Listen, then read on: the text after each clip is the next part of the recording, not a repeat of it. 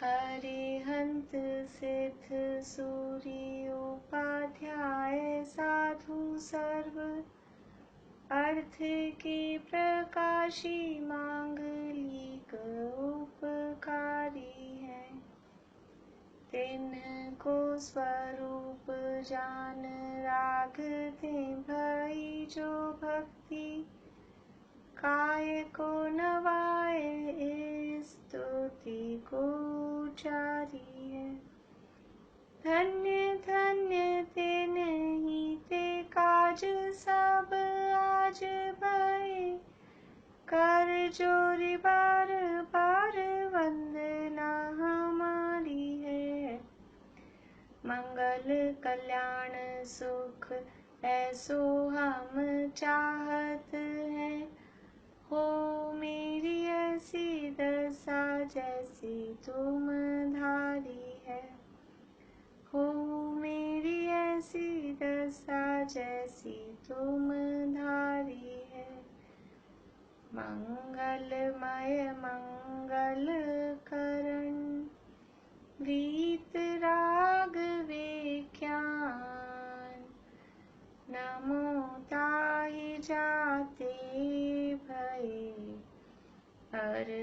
अरहंतादि महान। करि मंगल करि ओ महा ग्रंथ करण को काज जाते मिले समाज सब पावे निज पद राज। मिथ्या भाव अभाव ते जो प्रगटे निज भाव सो जयवंत रहो सदा यही मोक्ष उपाय यही मोक्ष उपाय।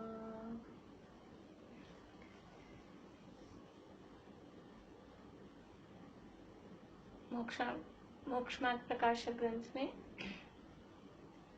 दूसरे अधिकार की चर्चा अपनी चल रही है और इस दूसरे अधिकार में ज्ञानावरण दर्शनावरण कर्मोदयजन्य अवस्था, ये हमारी चर्चा चल रही है। ज्ञानावरण और दर्शनावरण कर्म के उदय में किस तरह की अवस्थाएं होती है। तो सबसे पहले मति ज्ञान की पराधीन प्रवृत्ति। ये जो पराधीन प्रवृत्ति बताई है, पराधीन प्रवृत्ति का मतलब क्या है, यहाँ क्या बताना चाह रहे हैं कि ये हमारा मति ज्ञान की वास्तव में ये रियलिटी क्या है, मति ज्ञान की असलियत क्या है। ये हमारा जो ज्ञान जिसका अभिमान हम करते हैं, इस ज्ञान की वास्तव में वास्तविकता क्या है, इसकी असलियत क्या है और कितनी इसमें पराधीनता है। पराधीनता मतलब इसमें माइनस पॉइंट क्या है। हमको जो ये ज्ञान मिला है, ये जो ज्ञान है, इस ज्ञान में माइनस पॉइंट क्या है, वो बात यहाँ पर बता रहे हैं। मति ज्ञान की पराधीन प्रवृत्ति इस हेडिंग के अंतर्गत पेज नंबर 33। यद्यपि हमने कल पूरा पेज ये पढ़ा था, लेकिन एक बार फिर से हम ऊपर से पढ़ते हैं। कुछ और जो कुछ विशेष बात अगर आएगी तो हम चर्चा करेंगे। वहाँ प्रथम तो मति ज्ञान है। प्रथम तो मति ज्ञान है का मतलब प्रथम तो मति ज्ञान है। सबसे पहले कौन सा ज्ञान है? प्रथम तो सबसे पहले मति ज्ञान है। लेकिन सबसे पहले मति ज्ञान है का मतलब है सबसे पहले से मति ज्ञान है, यानी मति ज्ञान अनादिकाल से चल रहा है। प्रथम तो कि सब जीवों को है और अनादिकाल से ये सभी संसारी जीवों को ये मति ज्ञान होता है। इसलिए प्रथम तो मति ज्ञान है कि अनादिकाल से है और सभी संसारी जीवों को ये मति ज्ञान है। इसलिए यहाँ कहा प्रथम तो, इसलिए मति ज्ञान का नंबर सबसे पहले है, क्योंकि मति ज्ञान के बिना कोई भी संसारी जीव नहीं पाया जाता है। कोई भी ऐसा जीव नहीं है जिसके मति ज्ञान नहीं हो। तो प्रथम तो मति ज्ञान है। और वह शरीर के अंगभूत जो जीभ, नासिका, नयन, कान, स्पर्शन, ये द्रव्येंद्रियां, और हृदय स्थान में 8 पंखुड़ियों के फूले कमल के आकार का द्रव्यमन इनकी सहायता से ही जानता है। ये जो हमें मति ज्ञान है, ये मति ज्ञान क्षयोपशमिक ज्ञान है, कर्म के क्षयोपशम से होने वाला ज्ञान है, कर्म के क्षयोपशम जन्य ये ज्ञान है। लेकिन ये किसकी सहायता से जानता है? 5 जो इंद्रियां और मन, यथा योग्य जिसके जितनी इंद्रियां हैं, ऐसा नहीं है यहाँ कहा 5 इंद्रियां मन की सहायता से जानता है, और किसी के पास 5 इंद्रियां ही नहीं है। जिसके पास जितनी इंद्रियां हैं, वो जितनी इंद्रिय है उतनी इंद्रिय और मन अगर है, सैनी है, तो मन के माध्यम से जानता है। ये इंद्रियां 2 प्रकार की कही गई थी, 5 ही इंद्रियां, एक द्रव्येंद्रिय और एक भावेंद्रिय।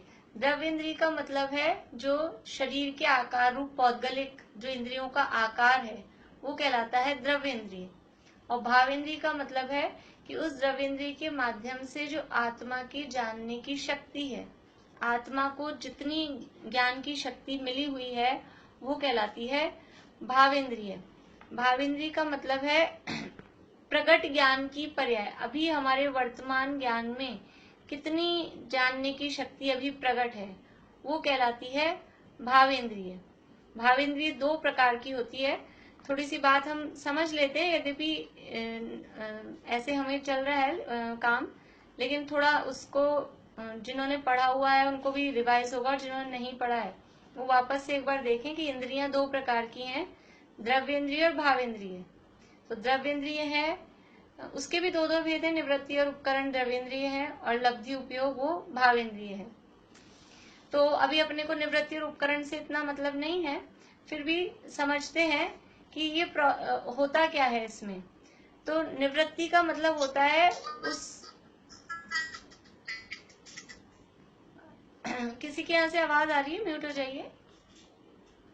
निवृत्ति का मतलब है कि वो आकार, इंद्रियों का जो आकार है, उसी आकार के आत्मा के प्रदेश, और जो पुद्गल जो उस इंद्रिय रूप परिणमित हो रहा है, जो शरीर की जो रचना है, उस रचना रूप जो पुद्गल और आत्मा के प्रदेश भी उस आकार रूप परिणमित होते हैं, वो कहलाती है द्रव्येंद्रिय। और भावेंद्रिय का मतलब है कि वो उस इंद्रिय के माध्यम से, यानी उतना जानने की हमारी ज्ञान की योग्यता, वो कहलाती है भावेंद्रिय। तो भावेंद्रिय 2 टाइप से होती है, एक लब्धि रूप और एक उपयोग रूप। लब्धि का मतलब क्या है कि अभी वर्तमान पर्याय में जितना हमको जानने की ताकत मिली हुई है, जितनी हमारी अभी जानने की शक्ति है, वो कहलाती है हमारी लब्धि।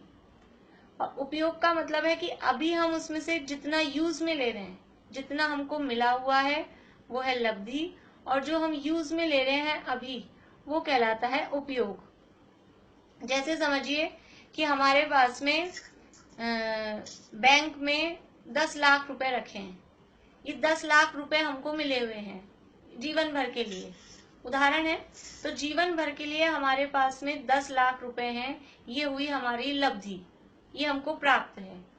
लेकिन अभी हम उसमें से कितना यूज कर रहे हैं, उसमें से अभी हम मार्केट गए हैं तो उसमें से हम 2000 रुपए लेके गए हैं, तो वो 2000 रुपए हो गया उपयोग।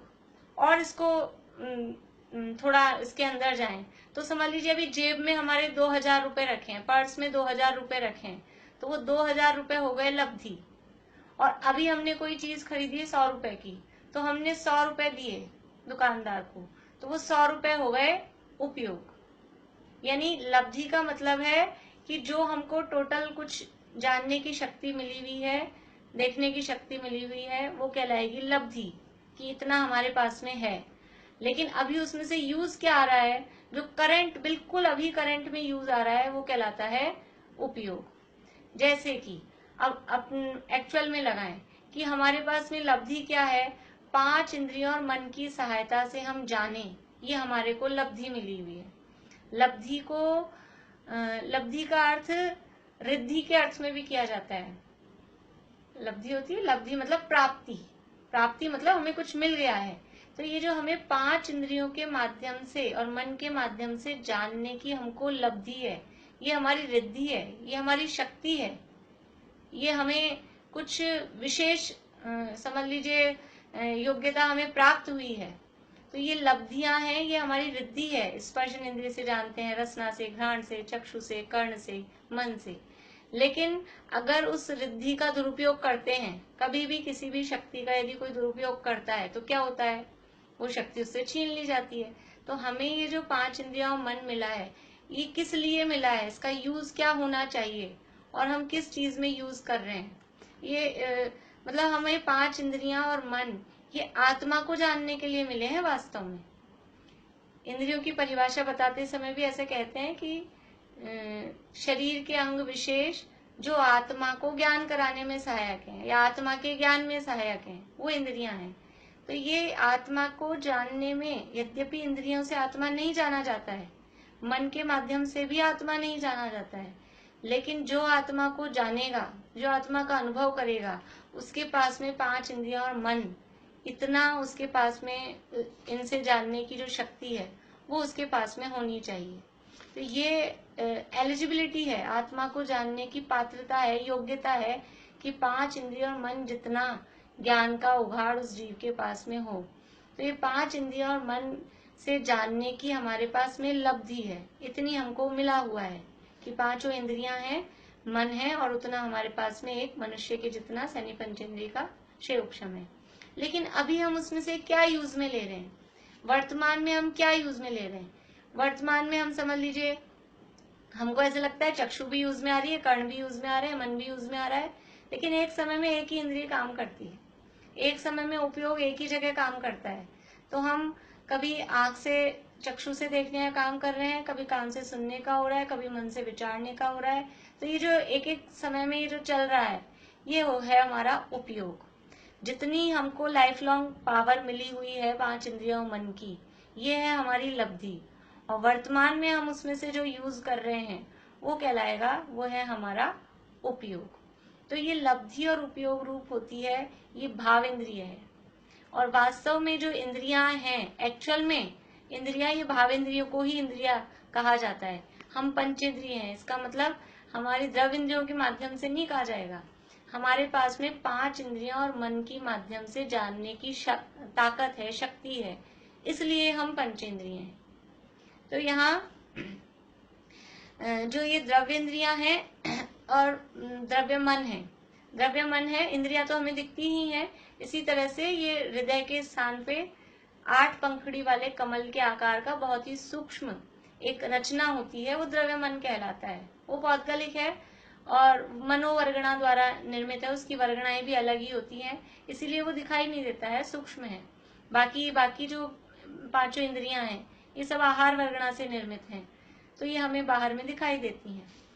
तो जब भी आत्मा जानता है, जीव जानता है, संसारी जीव है, तो ये मति ज्ञान के माध्यम से इन इंद्रियों और मन की सहायता से ही जानता है। फिर उदाहरण दिया, जैसे जिसकी दृष्टि मंद हो वह अपने नेत्र द्वारा ही देखता है, परंतु चश्मा लगाने पर ही देखता है, बिना चश्मे के नहीं देख सकता। ये अंदर जानता आत्मा है और आत्मा के लिए ये आंख, नाक, कान, ये खिड़कियां हैं। इन खिड़कियों के माध्यम से अंदर से आत्मा जानता है।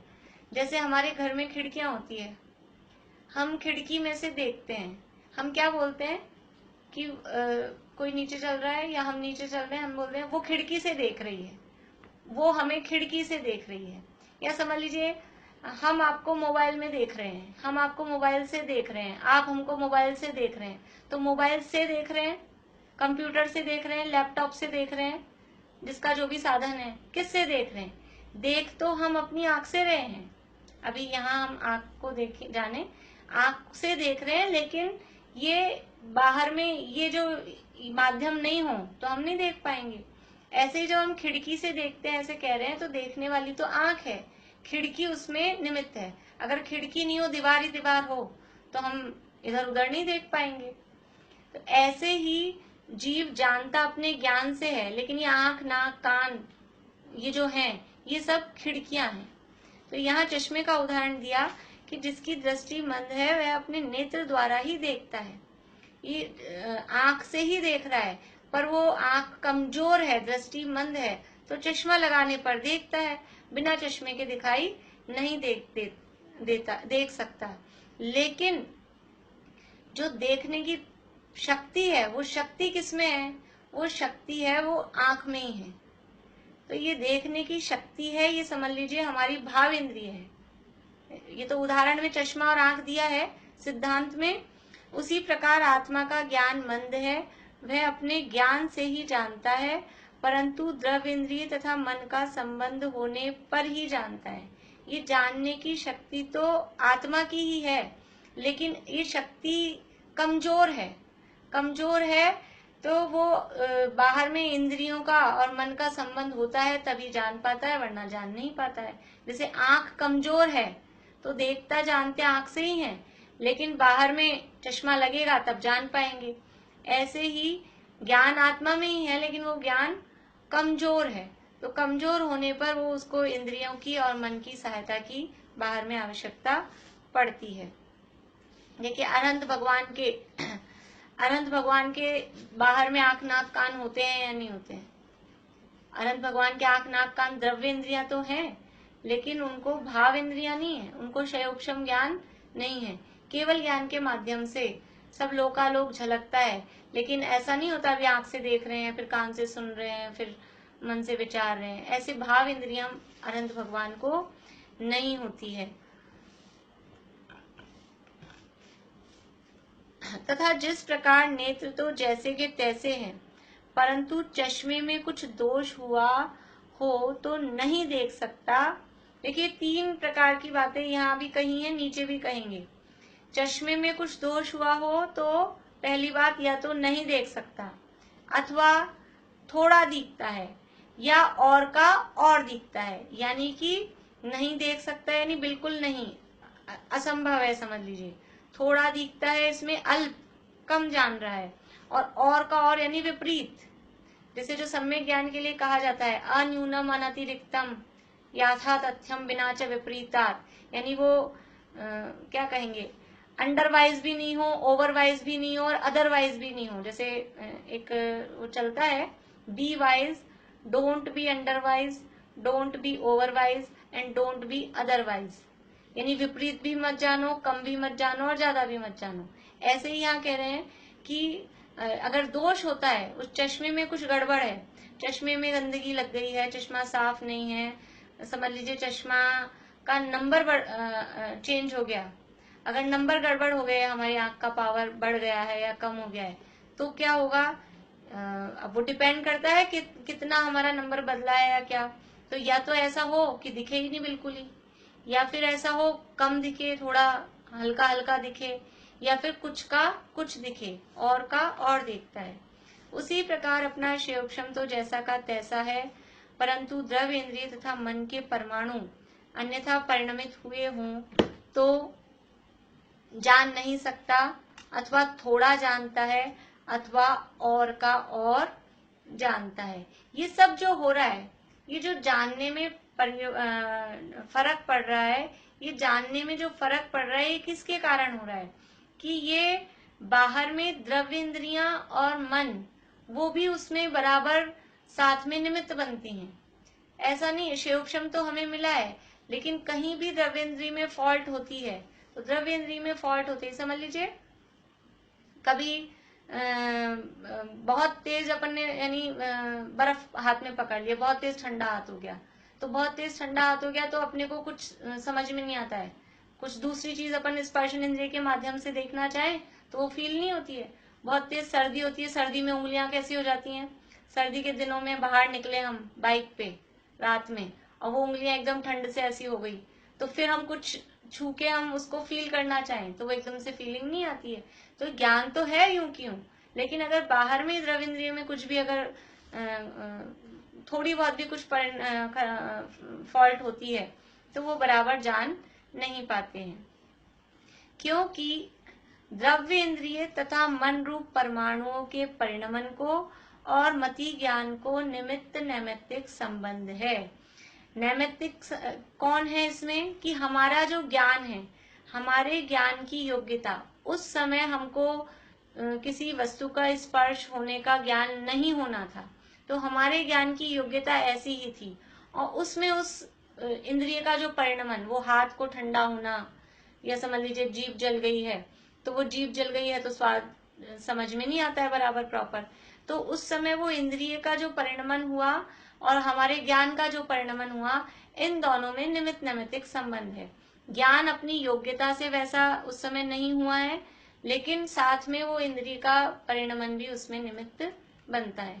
जैसे पैरालिसिस की स्थिति होती है। पैरालिसिस में क्या होता है, यदि किसी व्यक्ति को पैरालिसिस हो गया, पैरालिसिस में समझ लीजिए पैरों में हो गया है, पैर अब काम नहीं देते हैं, तो क्या होता है कि अब उसकी स्पर्शन इंद्रिय खराब हो गई, तो अब वो उसके कितनी इंद्रियां कही जाएगी, एक इंद्रिय कम हो गई, 4 इंद्रिय रह गया, और 4 इंद्रिय भी नहीं रह सकता है, स्पर्शन इंद्रिय तो सबसे पहले होती है।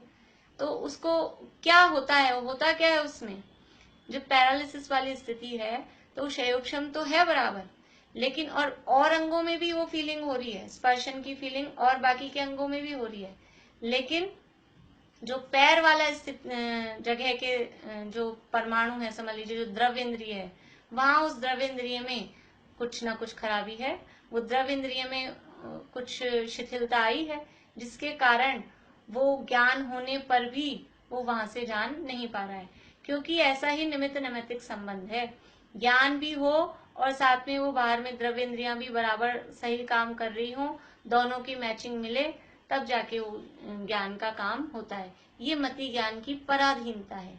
ज्ञान होने पर भी अगर इंद्रियों में कुछ गड़बड़ है, द्रव्य इंद्रिय में कुछ गड़बड़ है, तो वो बराबर प्रॉपर सही नहीं जान पाता। ये यहाँ बता रहे हैं मति ज्ञान की पराधीनता। ये हमारे ज्ञान की इतनी समझ लीजिए ये सारे माइनस पॉइंट है हमारे, जो हमको अभी जो ज्ञान है उसमें इतनी इतनी पराधीनताएं है। और हम क्या करते हैं, हम अपनी ज्ञान आत्मा का स्वभाव है, स्वभाव का भान नहीं करते हैं, स्वभाव का भान नहीं करते हैं, तो वो वापस वापस समझ लीजिए इस पराधीन ज्ञान के अधीन हम होते रहते हैं। इसलिए उनके परिणमन के अनुसार ज्ञान का परिणमन होता है।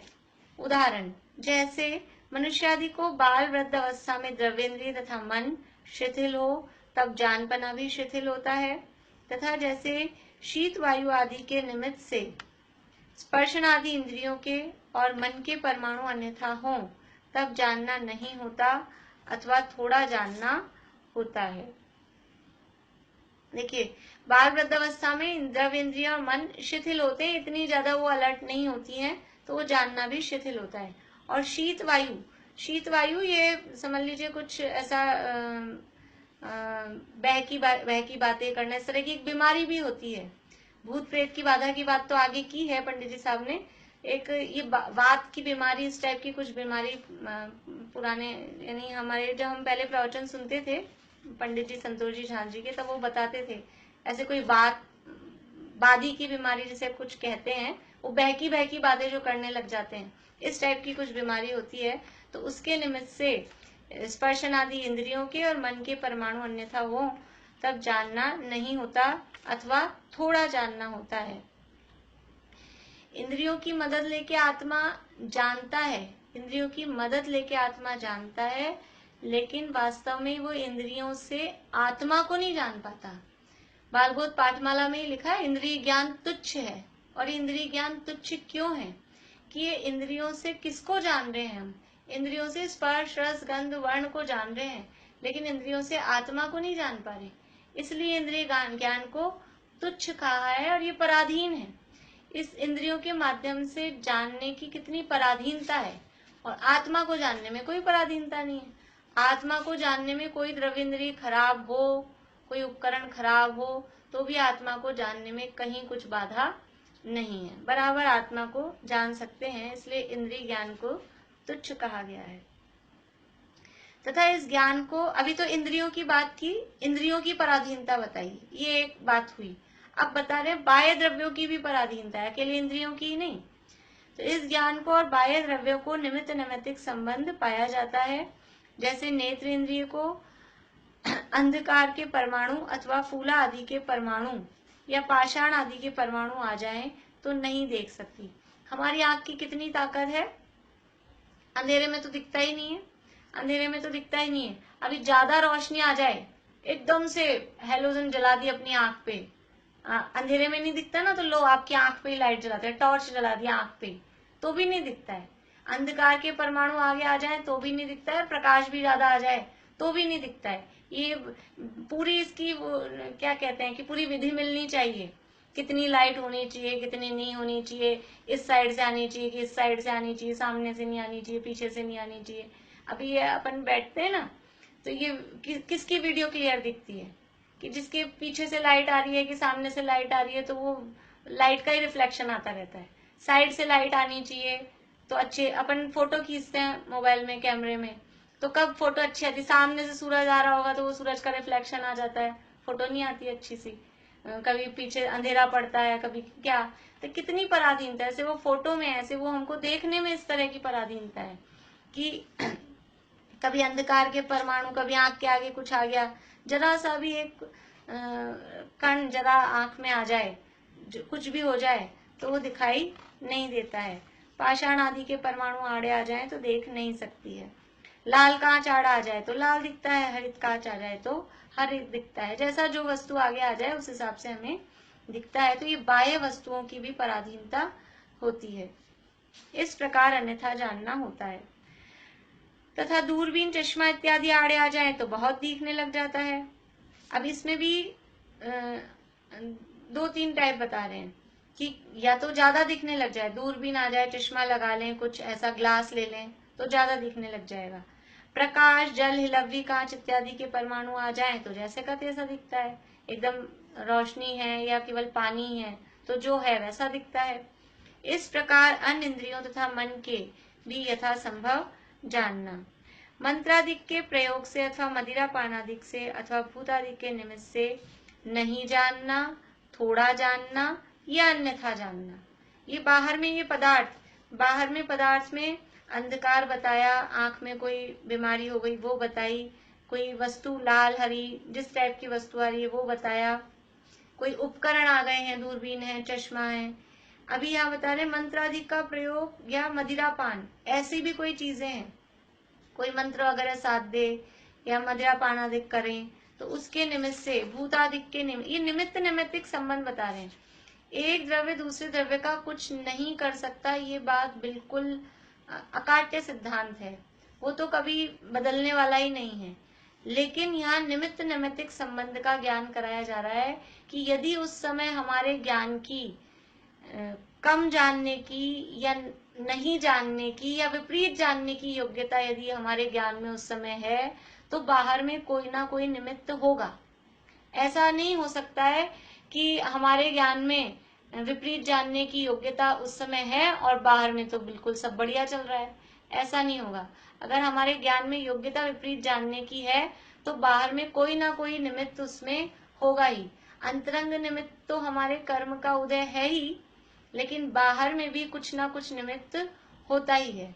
जैसे कि रोटी बननी है, तो रोटी बननी है तो उपादान तो गेहूं है, आटा है ही, और निमित्त में चकला बेलन भी है। लेकिन वो चकला बेलन के साथ साथ वो ऐसा नहीं होगा कि वो आटा परात में से निकल के अपने आप ही बेलन चलने लग जाएगा। उसमें बाहर में कोई बनाने वाला व्यक्ति वो भी होगा ही। अब वो बच्चा हो, बड़ा हो, बूढ़ा हो, स्त्री हो, पुरुष हो, कोई भी हो, भले ही रोबोट हो, लेकिन कोई ना कोई वो निमित्त होंगे ही। ऐसे ही यहाँ यदि हमारे ज्ञान में योग्यता ऐसी है कि अभी हमें कम जानने की या विपरीत जानने की या नहीं जानने की योग्यता है तो बाहर में कोई ना कोई निमित्त उसमें इस तरह के, चाहे वो मंत्र बन जाए, चाहे भूत प्रेत आदि बन जाए या मदिरा पान आदि, कोई भी ये निमित्त हो सकते हैं। तथा इस ज्ञान द्वारा जो जानना होता है वह अस्पष्ट जानना होता है। दूर से कैसा ही जानता है, समीप से कैसा ही जानता है, तत्काल कैसा ही जानता है, जानने में बहुत देर हो जाए तब कैसा ही जानता है। किसी को संशय सहित जानता है, किसी को अन्यथा जानता है, किसी को किंचित जानता है, इत्यादि रूप से निर्मल जानना नहीं हो सकता। कितना कितना खुलासा करके बता रहे हैं कि इस ज्ञान, ये कौन सा ज्ञान है हमारा, मति ज्ञान, पराधीन ज्ञान। इस ज्ञान द्वारा जो जानना होता है वो अस्पष्ट होता है। अस्पष्ट क्यों होता है कि अगर बीच में कोई भी मीडिएटर आता है, बीच में किसी साधन के माध्यम से हम अगर जानते हैं तो वो स्पष्ट नहीं हो सकता। जैसे समझ लीजिए मंदिर में अपन दर्शन करने जाते हैं, तो जहाँ कांच, वेदी के ऊपर कांच का पूरा दरवाजा लगा हुआ है, तो हमें लगता है कि हम बराबर कांच में बिल्कुल दिख रहा है, लेकिन वो जो दरवाजा खुला हुआ होता है, कांच नहीं होता है। एक उस समय दर्शन करें और एक कांच में दर्शन करें और एकदम साफ भी हो कांच, लेकिन तो भी वो बीच में कांच की आड़ है हमारी आंख के आगे, हमें पता ही नहीं चलता। हम चश्मे से जान रहे हैं, चश्मा आंख के ऊपर लगा हुआ है, तो वो इतना मतलब यानी हम उसके अभ्यासी भी हो जाते हैं और हमारा ज्ञान इतना पकड़ ही नहीं पाता है कि हमारी आंख के आगे कितनी बड़ी, इतना बड़ा पुद्गल का वो कांच वो आया हुआ है और हमको लगता है बिल्कुल, हमको तो बिना कुछ उसके सीधा दिख रहा है बिल्कुल। तो ये स्पष्ट नहीं है, ये प्रत्यक्ष नहीं है, ये परोक्ष ज्ञान है। बीच में जो भी आड़ आ रही है वो परोक्ष ज्ञान है। तो इंद्रियों और मन की सहायता से जो ज्ञान हो रहा है वो प्रत्यक्ष नहीं है। कांच का अपन ऐसे देख सकते हैं कि मंदिर में अगर कांच का दरवाजा बंद है और अपन फोटो खींचेंगे, तो वो फोटो खींचते हैं तो कांच में वो रिफ्लेक्शन आए बिना नहीं रहता है। वो जो बिना कांच के जो अपन फोटो खींचते हैं और कांच बंद हो और उसमें फोटो खींचे, तो कहीं ना कहीं लाइट वाइट कुछ भी जल रही होगी, उसका वो रिफ्लेक्शन आ जाता है। इसका मतलब क्या है कि वो स्पष्ट नहीं है, क्योंकि बीच में कोई ना कोई साधन है। तो इस ज्ञान द्वारा जो जानना हो रहा है वह अस्पष्ट जानना हो रहा है, क्योंकि ये परोक्ष ज्ञान है, इंद्रिय मन के माध्यम से और बाहरी पदार्थों के माध्यम से होता है। और क्या है इसमें, दूर से कैसा ही जानता है, समीप से कैसा ही जानता है। दूर से कोई वस्तु दिखती है तो कुछ और ही लगती है, और पास जाके देखो तो कुछ और ही लगती है। अब इसके तो बहुत समझ लीजिए, पुराने जमाने में चुटकुले भी बहुत चलते थे और शेर और शायरियां भी इसकी चलती है। दूर से देखा तो ये नजर आया और पास जाके देखा तो क्या निकला। दूर से बहुत बचपन में इस तरह के चलते थे। अभी समझ लीजिए हम ऊपर आकाश में देखते हैं, दूर से देखते हैं, एरोप्लेन कितना सा दिखता है, चिड़िया जितना छोटा सा, और पास जाके देखो कितना बड़ा दिखता है। बहुत सारी चीजें हैं, कोई भी चीज अपन दूर से देखो तो कुछ और कल्पना उसकी लगती है, कुछ और समझ में आता है, और पास जाके देखो तो कुछ और ही दिखाई देता है। तो ये दूर से कुछ दिखता है, समीप से कुछ दिखता है, कुछ जानता है। तत्काल कैसा ही जानता है, और जानने में बहुत देर हो जाए तब कैसा ही जानता है। इस चीज की फीलिंग हम सबको होती है कि अभी हम पढ़ रहे हैं तो पढ़ते ही तो हमको लगता है हाँ समझ में आ रहा है या बढ़िया है, और फिर थोड़ी देर हो जाए, यानी कुछ समय बीत जाए, कुछ टाइम बीत जाए, तो फिर कुछ और ही जानता है, फिर भूल ही जाते हैं, समझ में ही नहीं आता है। या क्लास में समझ लीजिए अभी शुरू से ज्वाइन हुए हैं तो जान रहे हैं, और थोड़ी देर बाद ज्वाइन होते हैं तो पता ही नहीं चलता क्या विषय चल रहा है, ये समझ में ही नहीं आता है। तो तत्काल कैसा जान रहा है, जानने में बहुत देर हो जाए तो कैसा जानता है। अभी मैं आपसे पहले अध्याय का कुछ पूछ लूं, तो अभी मैं पूछ लूं आज पहले अध्याय का टेस्ट है, तो अभी सबके चेहरे कैसे हो जाएंगे। ये जानवी हमारे ज्ञान की पराधीनता है कि अभी आज की आज है, कोई बात ताजा है तो कैसा है, और बहुत दिन हो गए हैं, बहुत टाइम हो गया है, ये अपने इसमें ही नहीं है। अपन किचन में काम करते हैं, अपन रोज रोटी दाल सब्जी बनाते हैं तो ठीक है, और कोई ऐसी चीज है, समझ लीजिए कोई मालपुआ बनाया हमने और 2 3 4 महीने से बनाया ही नहीं, 6 महीने से बनाया नहीं, अब बना रहे हैं आज, तो फिर वो भूल जाते हैं कैसे बनाया, गड़बड़ हो गई, क्या हुआ, कुछ समझ में नहीं आता है। ये हमारे मति ज्ञान की ये पराधीनता है। किसी को संशय सहित जानता है, किसी को अन्यथा जानता है, किसी को किंचित जानता है। किसी को जान रहा है तो कुछ संदेह, संशय मीन्स ऐसा है कि ऐसा है, जान तो रहे हैं लेकिन बिल्कुल परफेक्ट कि ऐसा ही है, निर्णय पूर्वक नहीं जान पाते, संशय सहित जानते हैं, पता नहीं ऐसा है कि ऐसा है, ये जो दिख रहा है सफेद सफेद, ये कोई झंडा है कि कोई पक्षी है, ऐसा कुछ संशय लिए हुए जानते हैं।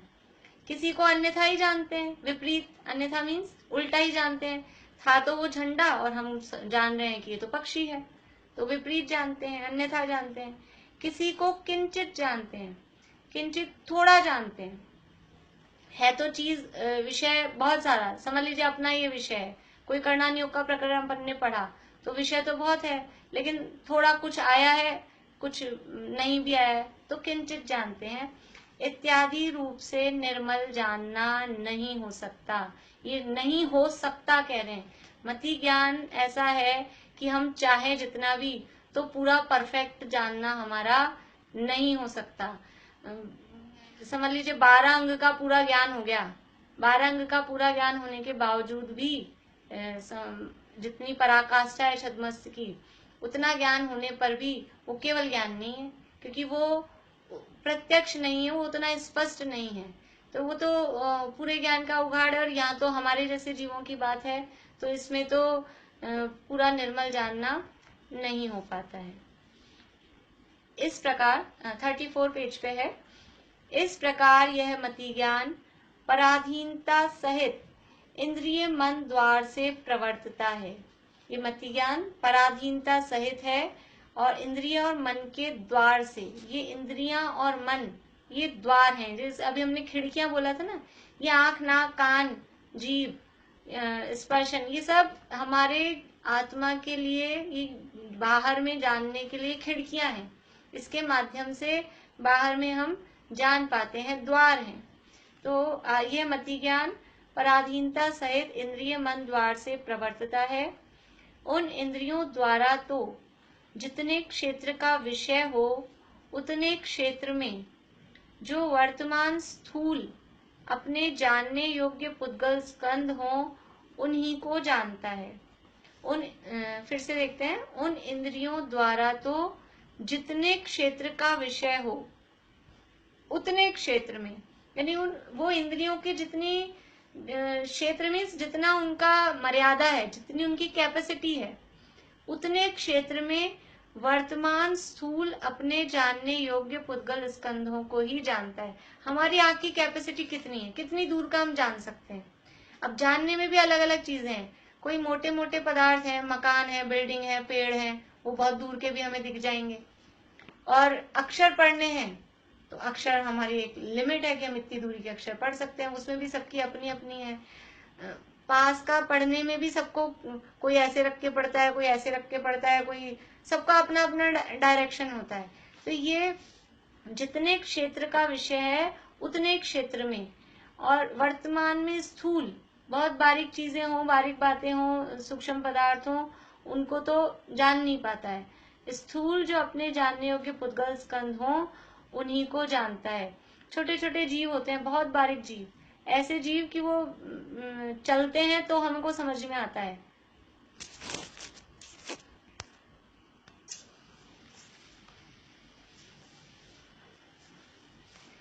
उन इंद्रियों द्वारा तो जितने क्षेत्र का विषय हो, उतने क्षेत्र में जो वर्तमान स्थूल अपने जानने योग्य पुद्गल स्कंध हो, उन्हीं को जानता है। उनमें भी अलग अलग इंद्रियों द्वारा अलग अलग काल में किसी स्कंध के स्पर्शादिक का जानना होता है, तथा मन द्वारा अपने जानने योग्य किंचित मात्र, म्यूट हो जाइए, कुछ लोग अनम्यूट हैं, म्यूट हो जाइए। उनमें भी अलग अलग इंद्रियों द्वारा अलग अलग काल में किसी स्कंध के स्पर्शादिक का जानना होता है, तथा मन द्वारा अपने जानने योग्य किंचित मात्र त्रिकाल संबंधी दूर क्षेत्रवर्ती अथवा समीप क्षेत्रवर्ती रूपी अरूपी द्रव्यों और पर्यायों को अत्यंत अस्पष्ट रूप से जानता है। देखिए, इंद्रियों का जितना क्षेत्र विषय है उतना तो स्थूल पदार्थों को ही जान पाता है। उसमें भी अलग अलग इंद्रियों द्वारा अलग अलग काल में किसी स्कंद का स्पर्श, रस, गंध, वर्ण जो भी है वो जानना होता है। एक साथ एक ही समय में सारी इंद्रियों से जानना नहीं होता है। एक बार में एक इंद्रिय से हमें लगता है, ऐसा है कि हमने आइसक्रीम खाई तो हमें वो मीठा और ठंडा एक साथ पता लग गया, लेकिन वो जिस समय, यानी ये इतना जल्दी ये परिणाम मतलब फास्ट होता है कि हमको पता नहीं चलता। हमको तो लग रहा है कि हमको ठंडी और मीठी एक साथ लग रही दोनों चीजें, लेकिन जब ठंडे का ज्ञान हो रहा है तब मीठे का ज्ञान नहीं हो रहा, क्योंकि ठंडे का ज्ञान होना वो स्पर्शन इंद्रिय का काम है, मीठे का ज्ञान होना वो रसना इंद्रिय का काम है, और उसमें कोई फ्लेवर है, उसकी खुशबू आ रही है, वो खुशबू सूंघने का काम होना वो घ्राण इंद्रिय का काम है। और उसका जो कलर है, वो कलर देखने का काम वो चक्षु इंद्रिय का काम है। तो ये अलग अलग इंद्रियों के काम है, और एक समय में ये हमारा जो ये पराधीन ज्ञान है, मति ज्ञान, एक समय में एक ही विषय को पकड़ सकता है। एक समय में एक इंद्रिय के द्वारा, एक काल में एक इंद्रिय के द्वारा ही जानना होता है। तो अलग अलग इंद्रियों द्वारा अलग अलग काल में किसी स्कंद के स्पर्श आदि का जानना होता है। हमको तो हमको कोई चीज पकड़ में, हमको एक समय की बात पकड़ में आती ही नहीं। असंख्यात समयों बीत जाते हैं तब हमको कोई विषय पकड़ में आता है। तो वो इतनी जल्दी बदलते हैं विषय, तो हमको लगता है इकट्ठा ही हमको ठंडा, मीठा और सुगंधित वो सब हमको एक साथ में ही समझ में आ रहा है। जैसे अभी हम देख भी रहे हैं और सुन भी रहे हैं, तो हम तो कंटिन्यू देख रहे हैं और कंटिन्यू सुन भी रहे हैं, आंख से देख रहे हैं, कान से सुन रहे हैं। लेकिन वास्तव में ये ऐसा होता नहीं है, क्योंकि छद्मस का उपयोग एक समय में एक इंद्रिय के माध्यम से ही काम करता है। तो जिस समय देख रहे हैं उस समय सुन नहीं रहे, और जिस समय सुन रहे हैं उस समय देख नहीं रहे। ये क्या बात कर रहे हो, हम बराबर देख भी रहे हैं, बराबर सुन भी रहे हैं, लेकिन ये समय इतना सूक्ष्म है, वो समय हमें पकड़ में नहीं आता है। वो समय इतनी जल्दी यानी बदलता है, तो जब तक वो बदलता है हमें लगता है हम तो कंटिन्यू ही कर रहे हैं। अभी आगे उदाहरण देंगे पंडित जी साहब ही, कि जैसे कौवा होता है, कौवे के आंख के छेद, क्या बोलेंगे, गोलक तो दो होते हैं, और जो उसकी आंख है पुतली वो एक ही होती है, और वो इतनी जल्दी फिरती है कि हमें पता ही नहीं लगता है। आज ही हमारे बालकनी में कौवा बैठा था, तो स्वस्ति बोलती है मैं देखती हूँ, तो समझ में ही नहीं आ रहा था, दो ही दिख रही थी, बैठा था वो शांति से, तो ऐसा लग रहा था दो ही आंखें हैं। लेकिन अभी तो शास्त्र की बात है कि वो दिखने में उसके दो दिखती हैं, लेकिन वो पुतली एक ही होती है, और वो इतनी जल्दी फिरती है कि कोई पकड़ ही नहीं पाता है। ऐसे ही ये हमारा उपयोग इतनी जल्दी, इतनी फास्ट, समझ लीजिए कर्ण इंद्रिय से नेत्र इंद्रिय पे, नेत्र इंद्रिय से कर्ण इंद्रिय पे, इतनी फास्ट ये उपयोग घूमता है कि हमको लगता है हम सारे काम एक साथ ही कर रहे हैं, हमें पकड़ में ही नहीं आता ऐसा। तो अलग अलग इंद्रियों द्वारा अलग अलग काल में किसी स्कंद के स्पर्श आदि का जानना होता है, तथा ये इंद्रियों की बात की। अब मन की, मन द्वारा अपने जानने योग्य किंचित मात्र त्रिकाल संबंधी दूर क्षेत्रवर्ती अथवा समीप क्षेत्रवर्ती रूपी अरूपी द्रव्यों और पर्यायों को अत्यंत, ऐसे लग रहा है अत्यंत के बाद क्या लिखेंगे, स्पष्ट रूप से जानता है, लेकिन क्या कह रहे हैं, अत्यंत अस्पष्ट रूप से जानता है, अत्यंत अस्पष्ट रूप से। मन द्वारा अपने जानने योग्य किंचित मात्र त्रिकाल संबंधी, मन के द्वारा हम तीनों कालों की बातों को जान सकते हैं। हम भूतकाल को जानते हैं, कल कौन सा डे था, कल कौन सा डे था, थर्सडे। आज कौन सा डे है, फ्राइडे। कल कौन सा डे होगा, सैटरडे। मेरे ख्याल से यही है, आजकल तो डे पता ही नहीं चल रहे हैं, हर दिन एक सा ही है, लेकिन शायद ऐसा ही है, जो भी हो। तो ये हम तीन काल को जान पा रहे हैं, तो ये अपने जानने योग्य, हम त्रिकाल को जानते हैं, लेकिन हमारे जानने योग्य जितना भूतकाल, जितना वर्तमान, जितना भविष्य, उतना ही भूत वर्तमान भविष्य को हम जानते हैं। दूर क्षेत्रवर्ती अथवा समीप क्षेत्रवर्ती, कोई दूर स्थित पदार्थ हो वो, या पास वाले पदार्थों हो। हम दूर वाले पदार्थों को भी जान पाते हैं, पास वालों को भी जान पाते हैं, रूपी अरूपी द्रव्यों को। अभी हम, अमेरिका है, इतना दूर है, बहुत दूर है हमारे यहाँ से, लेकिन वो है, और समझ लीजिए कोई जाके आया हुआ हो तो वो उसके बारे में जान पाता है। या भी आजकल बहुत साधन हो गए हैं, इसी तरह से कोई कॉन्फ्रेंसिंग पे कोई दिखा दे कि ये देखो ऐसा है हमारा घर, ऐसा है हमारा ये, तो हम जान पाते हैं, देख पाते हैं।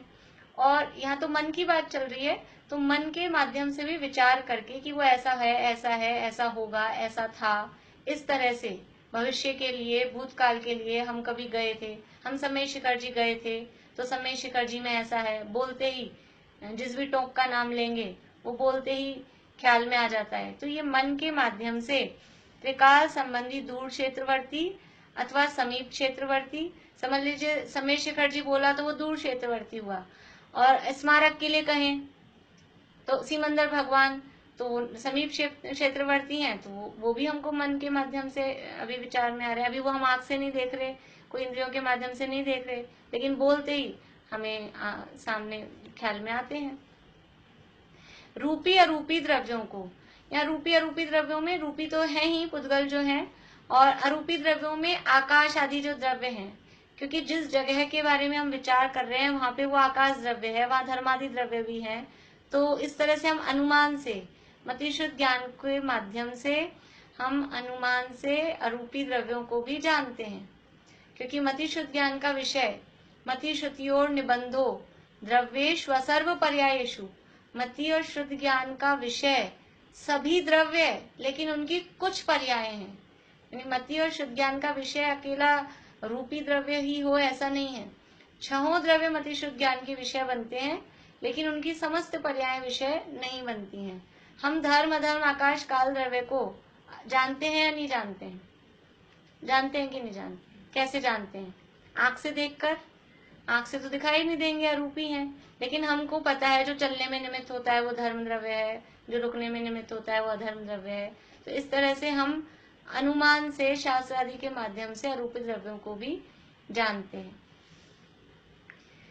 रूपी अरूपी द्रव्यों और पर्यायों को अत्यंत अस्पष्ट रूप से जानता है। अब हमने जो शिखर जी का विचार किया, या हम अभी समझ लीजिए हमने जो सिमंदर भगवान का विचार किया, तो वो इतना स्पष्ट नहीं होता है, वो अस्पष्ट है, क्योंकि वो परोक्ष है। जो चीज प्रत्यक्ष होती है, जिसे सामने दिखे, वो प्रत्यक्ष है, और इस तरह से जो विचार करते हैं तो वो अस्पष्ट रूप से जानता है। सो भी इंद्रियों द्वारा जिसका ज्ञान हुआ हो अथवा जिसका अनुमान आदि किया हो, उसी को जान सकता है।